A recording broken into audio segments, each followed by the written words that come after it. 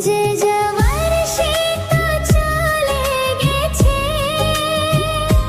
শুধু স্মৃতিটুকু রয়ে গেছে। এখনো